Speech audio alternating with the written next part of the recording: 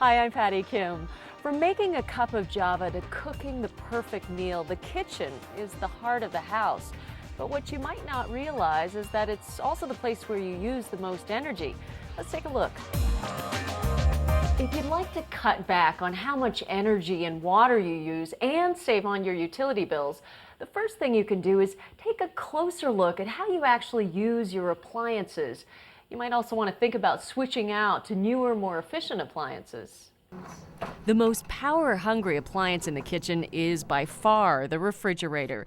These units tend to last a long time, and if it's over 10 years old, it could be using 60% more energy than a newer model.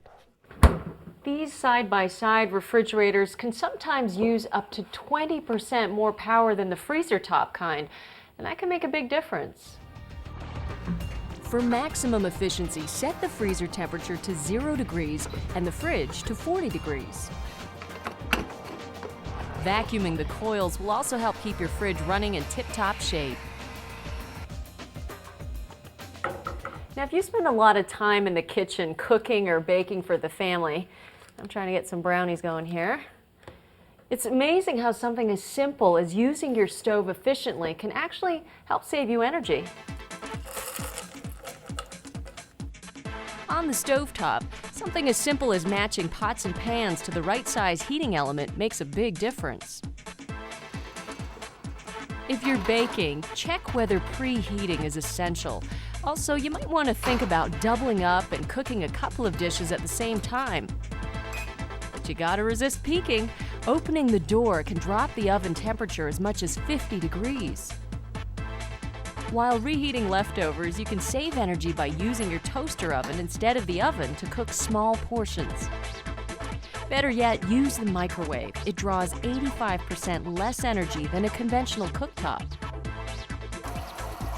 To save resources during cleanup, let your kitchen do the work.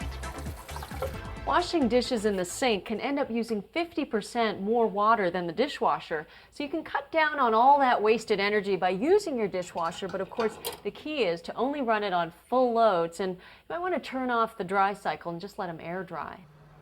Newer, energy-efficient dishwashers can save you 13% on energy and a whopping 1,200 gallons of water a year over an older model. But the best way, by far, to make sure you're saving as much energy in the kitchen as possible is by upgrading, investing in newer and more efficient appliances. When shopping for a new refrigerator or other appliance, look for the Energy Star label.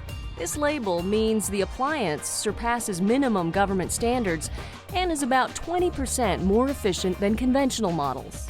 You can compare appliance models by looking at the Energy Guide label. It lists the yearly power consumption and operating cost. Stoves don't carry energy ratings, but we still have some things to look for. If you're set on purchasing a gas stove, make sure it has an electronic ignition.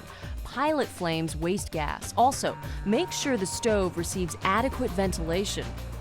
If you're purchasing an electric range, check out induction cooktops. They're nearly 50% more efficient than conventional gas and electric cooktops. Their sleek surfaces induce heat into the steel cookware, leaving the stovetop cool. Ceramic glass cooktops are also a great improvement over standard coil cooktops.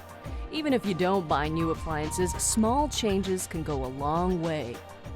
Look at it this way. In the long run, you'll be saving energy, the environment, and some money. It'll be worth it. I'm Patty Kim. We'll see you next time. To find out how green your kitchen is, click on the link below to take the quiz.